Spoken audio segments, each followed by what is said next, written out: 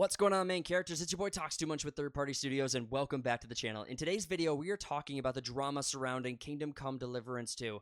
Obviously, there's a lot to cover on this topic, and we're going to jump right into it. But before we do, if you haven't already, please consider subscribing to the channel. It's free. It's the best way to help us grow. Smash that like button. Share the video out there. And with all of that out of the way, let's get into this video. Hold on. Intro. It's intro time. Shush. Everyone shut up.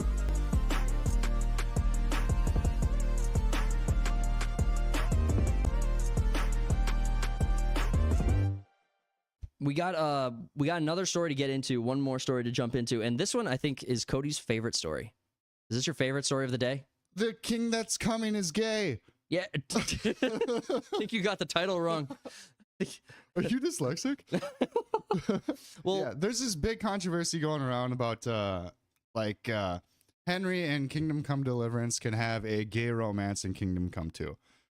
And people are losing their fucking minds about it for some goddamn reason. Their biggest excuse is like, well, the development team or whatnot from the first game said that Henry is straight. And now they're backtracking, so wokeism has needled its way into Warhorse Studios. Yep. It's like, get over that's not like backtracking or whatever. There's an option for a gay romance. Cool. You know why, like I didn't know Caden in Mass Effect was gay for the longest time. Mm-hmm. Because I didn't try to fuck him. Well, it's like in Kingdom Come Deliverance 2. It's like, I didn't know there was a gay scene because I didn't try to fuck that guy. Yeah, you would find out pretty quickly if you did try, I guess. But it's such a bullshit kind of like to get all in a hissy fit about, because like, all right, did you never play Mass Effect? Did you never play Baldur's Gate? Did you never play Dragon Age? There's fuckloads of examples of RPGs with like optional gay romances. Yeah. And you never heard, well, there was some controversy with Mass Effect back in the day, but it's like, if you don't want it, don't try to fuck that person. Well, but here's also the like, don't click that yes button, bro. I want to like play the hysterical hissy fit guy for a second. Devil's advocate. Well, Warhammer 40K. We've talked about it a billion times, and a lot of the controversy we've talked about was related to the female Custodes update and the retcon that they did. The distinction here is that Warhammer 40K is an existing universe. They do retcons, but this was clearly like identity politics insertion, or insertion tokenism. The difference between that and say like what I'm hearing for Kingdom Come Deliverance, because you are a resident expert on that, I am not. But like that apparently, so it's optional. And Baldur's Gate 3 did the same thing to massive acclaim and consistent award-winning nonsense. You could fuck a bear in that one. You could do the bear. Do the bear. Doing the bear was the bears. It was an option. I do the bears. Do bears. So the distinction we're trying to make is that Joe Rogan does the bears. When it's this woke insertion, you have to call it out. I would rather an overreaction by the community that gets course corrected by like more sensible-minded people who love and play the game like you, then people just ignore this, and it goes back to what it was like last year, where we had, it's like, all right, we dipped our toe in and no one said anything, so we'll just keep on. Because the argument you're making it's not the same, but it runs parallel to the argument that the left makes, where what do you care? You don't have to play it. Right. Well, it's like, I understand that. You take the $100 million, $200 million you invested into a video game that was obviously going to fail, could have been put towards a game I, as a consumer, wanted. So I have lost here. Yeah, like, I mean, like, compared to like Veilguard, it's like, all right, that game had like optional gay romances that you didn't have to take part in, but it was like in every step of the game was this woke fucking. It chased you. It followed you like people. An STD or a ghost. Yeah, and it chastised you. Like an STD or a ghost. They're equivalent. Those are options. Those are things. Fucking the bear. Yeah, but there's many examples. This one is like the most like, oh, there's a gay thing in it that you may never interact with, therefore I'm not buying it, and fuck this studio. I would like to know from the people who are kind of going overboard on it, because I total transparency, this is probably a story I would have overreacted to as well. Just just playing and being honest and being genuine about it. I probably would have, because honestly, as someone who doesn't play Kingdom Come Deliverance, and I do see any level of insertionism as why. Now I have to ask why. I have to ask why it was there. And I mean, they've kind of trained us to like distrust. Yeah. The distrust is their fault, not mine. It's like, it's not my fault. It's like what was the good example? Oh, like putting a female lead in Ghost of Yotai, immediately everyone's going to be like, why did you do that? Yeah. What was the reason? We can't. Is this for This isn't good. DEI reasons? Yeah. They've earned the distrust. Yeah. The gaming industry There's no benefit of the doubt anymore. Right. And you can't, like, if you consistently kick someone in the shin over and over and over again, and then you go up to them and you don't kick them in the shin, but you gesture like you're going to, and they flinch hard, you can't blame them because you kept kicking them in the shin so fucking hard they developed a habit. Why didn't you kick me in the shin? Why didn't you kick me in the shin? Why do you keep kicking me in the ball? Dude, that reference lands so hard for me. I love that you'd go there. Dude, I love that reference. Keeps kicking me in the dick. Why does it keep oh my god, the people in the chat have no fucking clue what we're talking about. God damn it.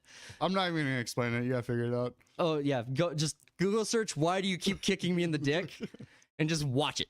It doesn't matter what it is, just everything that's on your screen, watch it. Just make sure you search in like Google or something. Not Cornhub or something. Not Cornhub. Okay, so the main drama that I'm hearing from the story is the gay romance scene, the optional gay romance scene. I will qualify it. Is there something else? Are other people are people talking about other things with this? Is there other things to criticize? It's basically like they said Henry was straight, and now he can be bi potentially. And Hans Capon, another like lead in the game, I think is also bi. But I mean, it almost makes sense for his character because he just wants to drink and fuck. Fair enough. I mean, like, you have a lot of modern characters are actually told like that, where it's more of like the hyper-sexualized, very high charismatic character is completely it's completely bisexual and has like no preferences whatsoever. Right. You just fuck anything.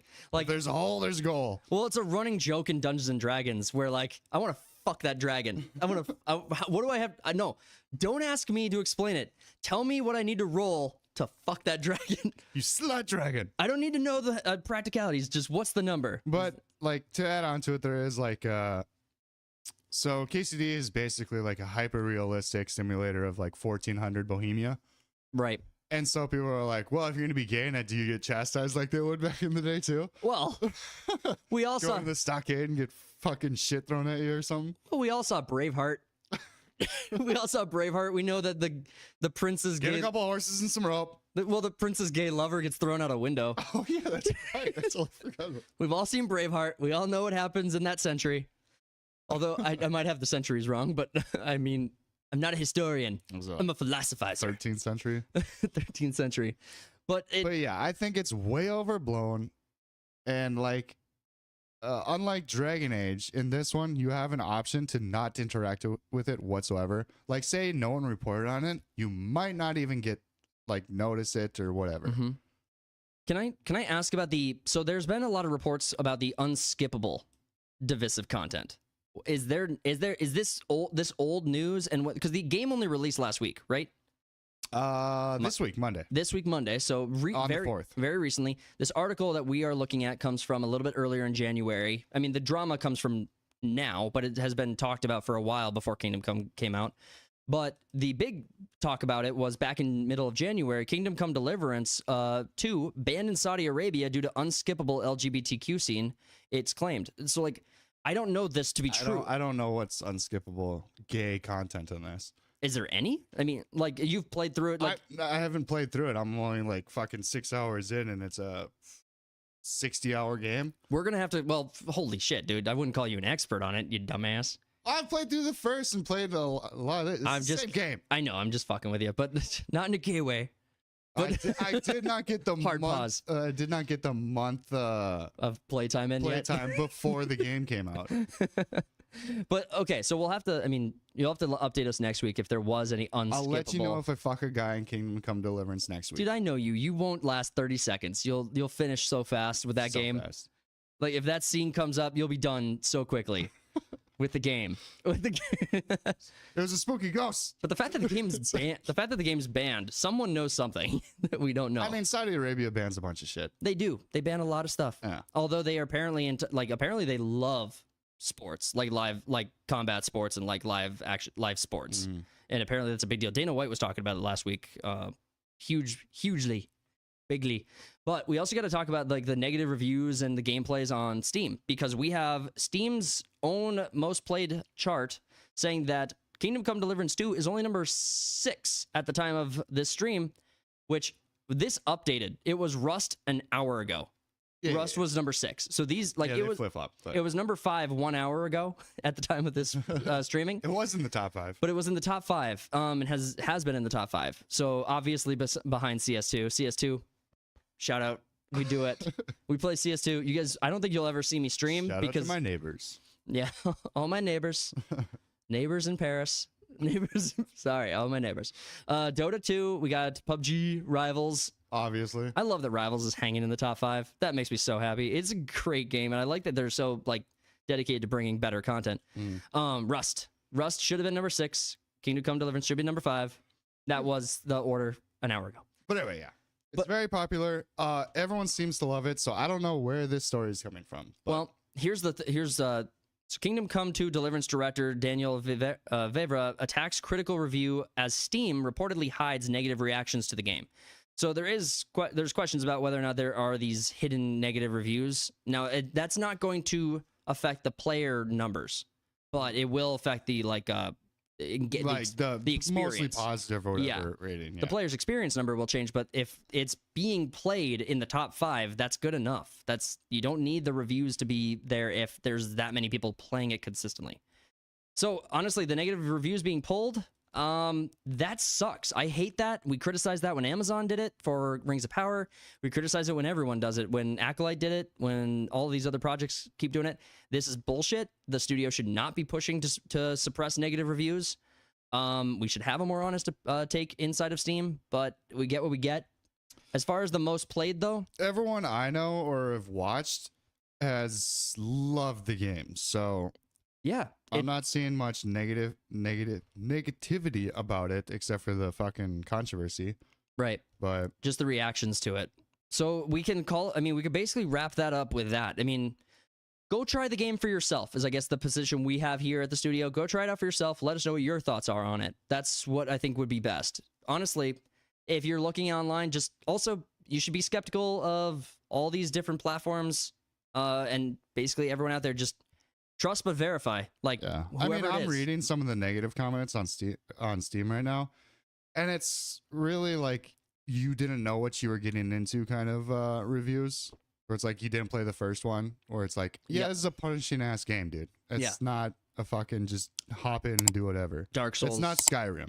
Dark Souls-esque in the way it's like punishes players. Not in gameplay, but in the way it punishes.